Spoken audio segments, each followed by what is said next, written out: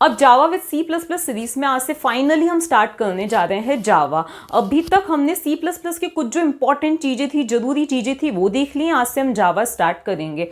अब आज के वीडियो में हम जावा का सिर्फ इंट्रोडक्शन देखेंगे और उसके एक दो जो इंपॉर्टेंट फीचर्स हैं उनको डिस्कस करेंगे, जिसमें हम जावा वर्चुअल मशीन क्या होता है उसको भी क्या करेंगे, डिस्कस करेंगे, उसको हम अच्छी तरह से समझेंगे, ठीक है ना।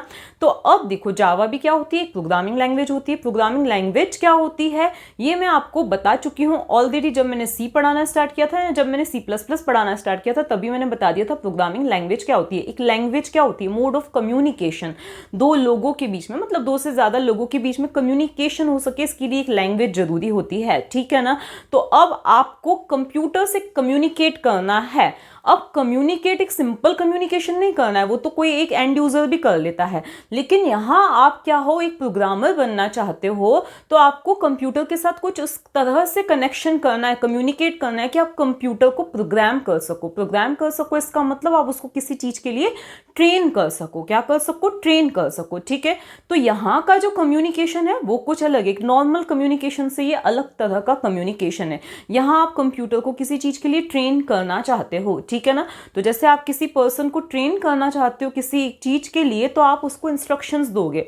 मान लिया आप कोई सी सपोज साइकिल रिपेयर या कोई भी रिपेयर करने के लिए या कोई भी डिश बनाना सिखाना चाहते हो, तो उसके लिए आप इंस्ट्रक्शन दोगे कि पहले ये इंग्रेडिएंट्स लीजिए आप, उसके बाद आप ये कीजिए, देन ये, मतलब मैं किसी रेसिपी का तो एग्जाम्पल नहीं दे रही हूं, तो आप उसको ढेर सारे इंस्ट्रक्शंस दोगे, ठीक है ना। अब देखो, यहाँ पे आप कंप्यूटर को ट्रेन करना चाहते हो तो कंप्यूटर को भी क्या दोगे, आप इंस्ट्रक्शंस दोगे, ठीक है। उन इंस्ट्रक्शंस को एग्जीक्यूट करके कंप्यूटर कोई भी काम परफॉर्म करेगा, ठीक है।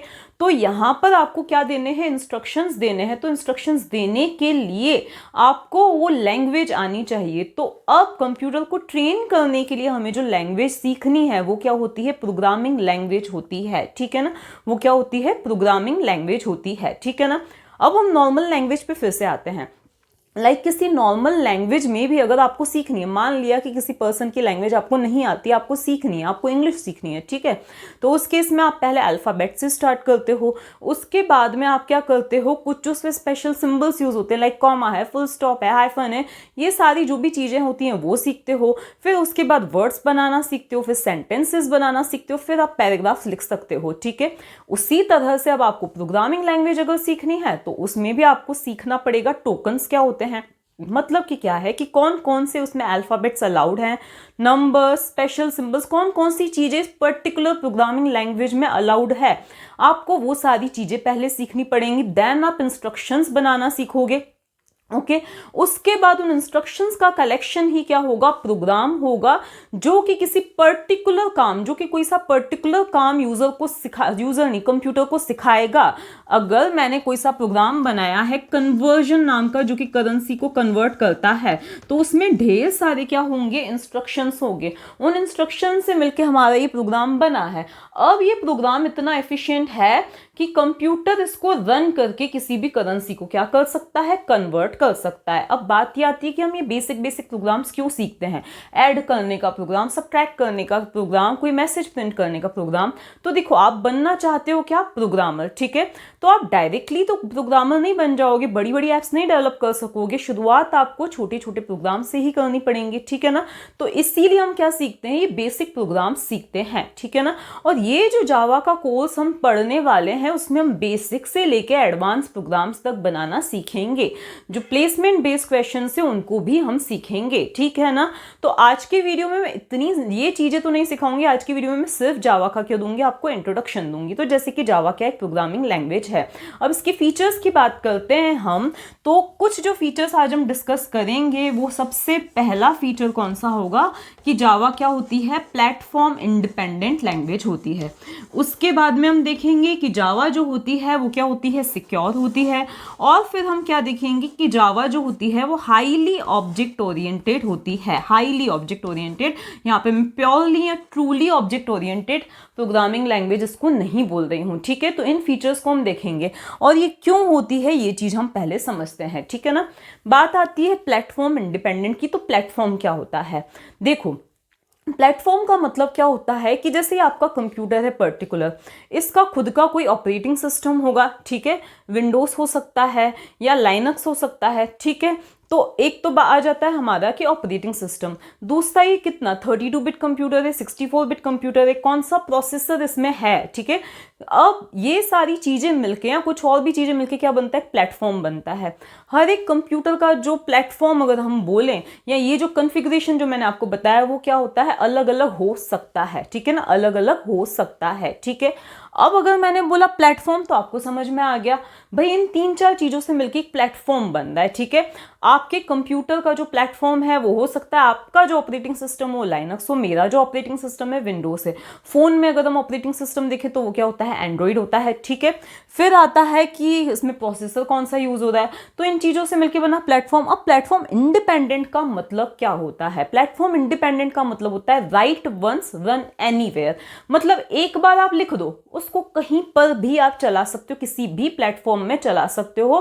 प्लेटफॉर्म पे वो डिपेंड नहीं करता है जावा में लिखा गया प्रोग्राम, ठीक है। ऐसा क्यों होता है, तो हम बात करते हैं किसी और लैंग्वेज की, लाइक सी या सी प्लस प्लस की हम बात करते हैं। आपने अगर सी या सी प्लस प्लस में कोई प्रोग्राम बनाया तो आपने जो प्रोग्राम बनाया है उसको बोला जाता है सोर्स कोड, ठीक है। क्या बोला जाता है, सोर्स कोड, जो कि मान लिया सी या सी प्लस प्लस में क्या हुआ, लिखा हुआ है, ठीक है। अब आपको इतना तो पता ही होगा कि हम क्या करते हैं, सोर्स कोड को पहले कंपाइल करते हैं। क्या करते हैं, कंपाइल, ताकि आपने कोई बाय मिस्टेक कोई एरर दे दी हो तो वो दूर हो सके। अब उसके बाद एरर्स हटी नहीं, एरर्स को हमने, एरर्स उसने बताई, उनको हमने करेक्ट किया, ठीक है, तो एरर फ्री प्रोग्राम बना। उसके अलावा ये जो कोड है ये किसी हाई लेवल लैंग्वेज में लिखा हुआ कोड है। ये सब भी समझना है आपको कि high level, low level, middle level क्या होती है, तो उसके लिए भी डिस्क्रिप्शन बॉक्स में वीडियो है, वो आप देख सकते हो, ठीक है ना। तो आपको पहले तो ये हाई लेवल कोड है, अब इसको पहले machine dependent code that is object code में क्या किया जाएगा, कन्वर्ट किया जाएगा। किस में कन्वर्ट किया जाएगा, मशीन डिपेंडेंट कोड में। और ये कौन करेगा, तो जो हमारा कंपाइलर है वो क्या करेगा, उस मशीन डिपेंडेंट कोड में इसको क्या करेगा, कन्वर्ट करेगा मशीन डिपेंडेंट कोड में, ओके। उसके बाद में जो हमारा प्रोग्राम है वो क्या होगा, रन होगा, ठीक है ना। तो ये क्या होगा, हमें क्या मिलेगा, आउटपुट मिलेगा। क्या मिलेगा, आउटपुट मिलेगा। हमारा प्रोग्राम जो है वो क्या हो जाएगा, रन हो जाएगा, ठीक है ना।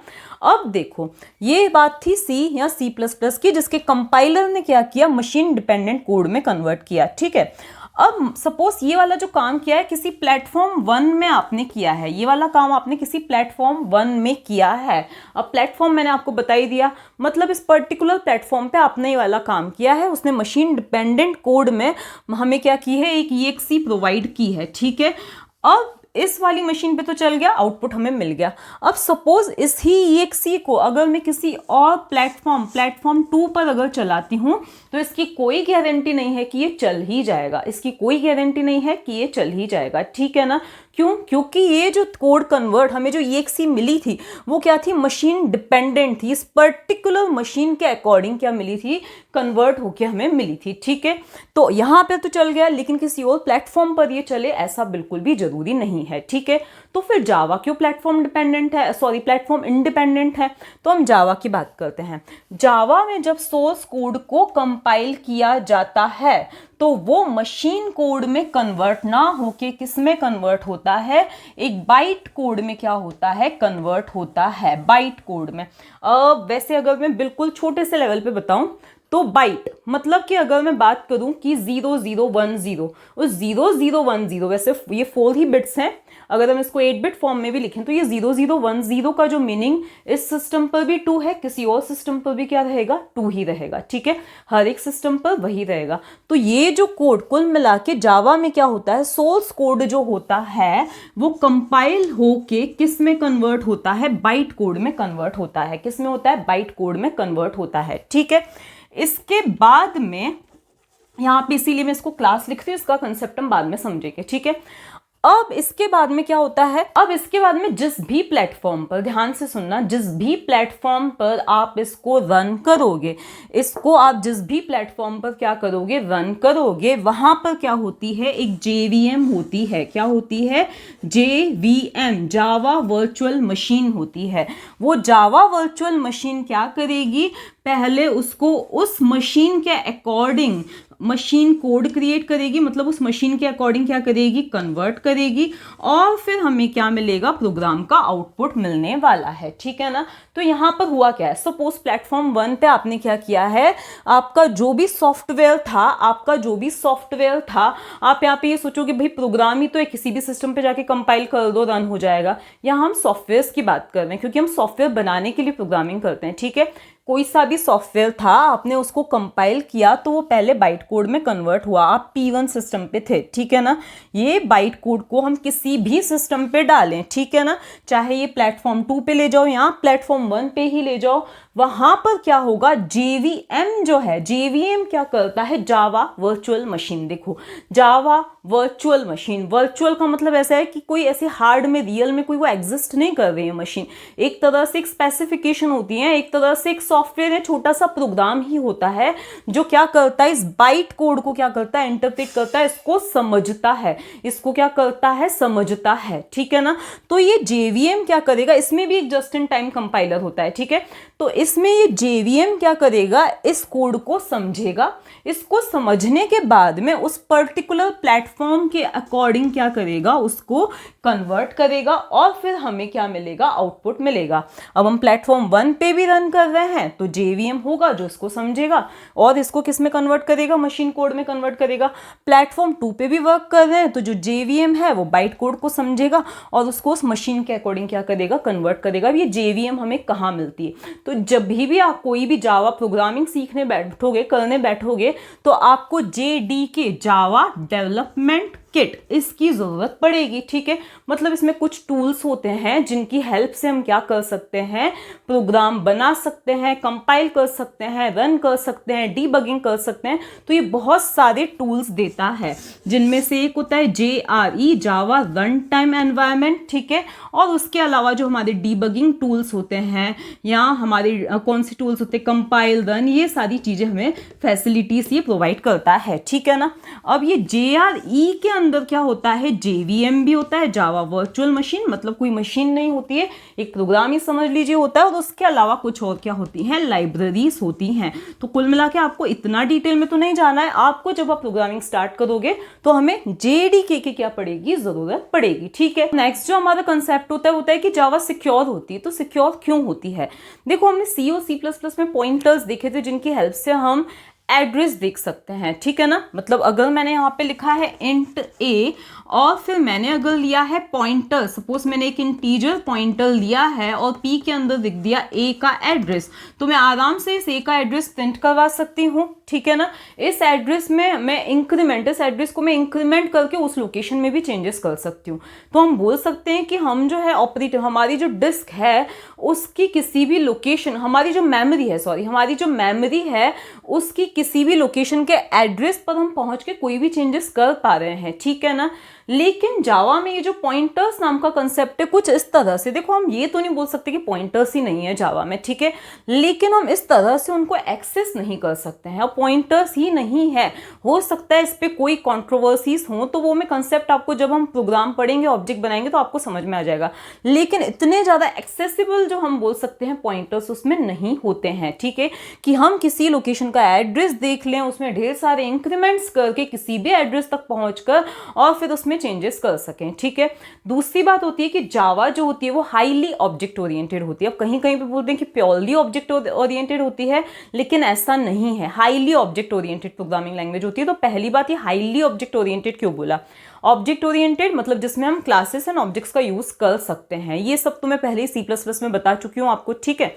अब बात ये आती है हाईली ऑब्जेक्ट ओरिएंटेड का मतलब क्या है। तो हम C++ में अगर देखें तो हम बिना क्लास और ऑब्जेक्ट के भी प्रोग्राम बना सकते हैं। जैसे कि मैंने आपको फर्स्ट C++ प्रोग्राम वाले वीडियो में बहुत सारे प्रोग्राम्स बताए थे जिसमें हमने कहीं क्लास का यूज किया ही नहीं था। ठीक है।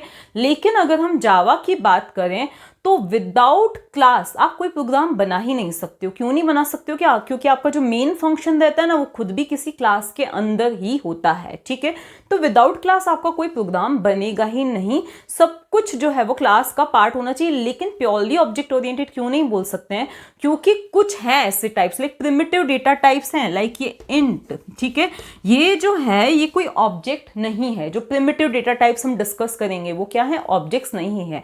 मतलब ऐसा नहीं कि जिस चीज को भी आप टच करो वो ऑब्जेक्ट ही है, ऐसा जावा में नहीं है। तो ओनली हम क्या बोल सकते हैं कि ये हाईली ऑब्जेक्ट ओरिएंटेड लैंग्वेज है बट प्योरली नहीं है। तो ये 3 फीचर्स हमने देखे, जावा का इंट्रोडक्शन आपको एटलीस्ट मिल चुका है। अब नेक्स्ट वीडियो में हम क्या देखेंगे, जावा का फर्स्ट प्रोग्राम, उसके हर एक वर्ड का मतलब हम समझेंगे और उसको कमांड प्रॉम्प्ट, स्टार्टिंग के कुछ प्रोग्राम्स में आपको कमांड प्रॉम्प्ट पर ही बताऊंगी, उसको हम कमांड प्रॉम्प्ट पर क्या करेंगे, रन करके देखेंगे।